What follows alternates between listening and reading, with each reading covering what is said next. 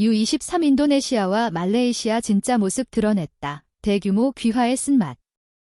U23 인도네시아와 U23 말레이시아가 모두 U23 아시안컵 본선 진출에 실패한 것은 두 나라의 유소년 축구가 심각한 어려움에 직면해 있음을 보여줍니다. 그들은 대규모 귀화의 쓴맛을 맛보고 있습니다. U23 인도네시아가 U23 아시안컵 출전권을 잃은 후 헤랄드 바넨버그 감독은 이 나라 축구의 현 상황을 솔직하게 돌아봤습니다. 네덜란드 출신 전략가 바넨버그 감독은 한국을 보면 젊은 선수들이 매주 경기에 출전할 기회를 얻습니다. 인도네시아에서는 두 가지 쟁점이 있습니다. 첫째는 유소년 선수들의 체력입니다. 둘째는 충분한 출전 시간을 확보하고 소속팀으로 복귀했을 때 아시아 대회에 출전할 준비가 되어 있는지 여부입니다. 다시 한번 강조하지만 저는 체력을 강조합니다.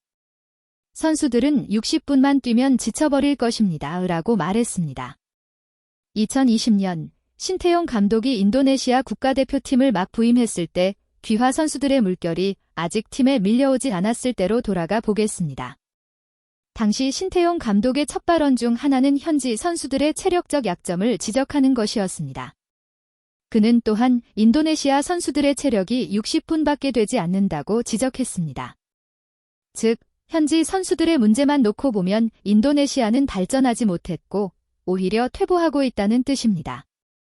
이러한 약점을 보완하기 위해 인도네시아는 유럽 출신, 주로 네덜란드, 선수들을 잇따라 영입했습니다.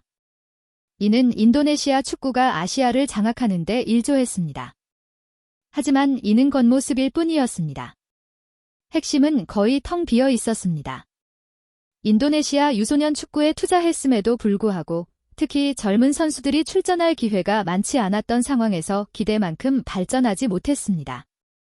2024 AFC U-23 챔피언십 준결승 진출의 성공 또한 대다수의 귀화 선수들의 도움 덕분이었습니다. 올림픽 출전권을 거의 따냈지만 다음 AFC U-23 챔피언십 출전권을 따내지 못한 팀이 후계자가 없다는 사실을 보여주는 사례입니다. U-23 인도네시아가 U-23 라오스와 비기며 자멸들했을 때 U-23 한국과 같은 조에 속해야 했다는 것을 정당화해서는 안 됩니다. U-23 세대뿐만 아니라 인도네시아의 U-17 세대도 동남아시아 대회에서 3위에 그쳤고 U-20세대는 U-20 아시아 대회에서 3회 연속 조별리그를 통과하지 못했습니다. 심지어 귀화 선수가 부족해진 인도네시아 국가대표팀조차 2024 AFF컵 조별리그에서 탈락해야 했습니다. 귀화 선수의 증가는 국내 선수들의 경기력에 반비례합니다. 심지어 젊은 인도네시아 선수들조차 그런 시스템에서는 뛸 기회가 거의 없습니다. 얼마 전 인도네시아 언론은 현 세대의 귀화 선수들이 세상을 떠나면 이 나라 축구는 어디로 갈 것인가? 라는 질문을 던졌습니다. 만약 그들이 상황을 개선하지 않는다면 그들의 눈앞에는 썩은 핵심만 남을 것입니다. 인도네시아와 마찬가지로 말레이시아도 국가대표팀의 기세를 올리기 위해 귀화 선수들에 의존할 수밖에 없습니다.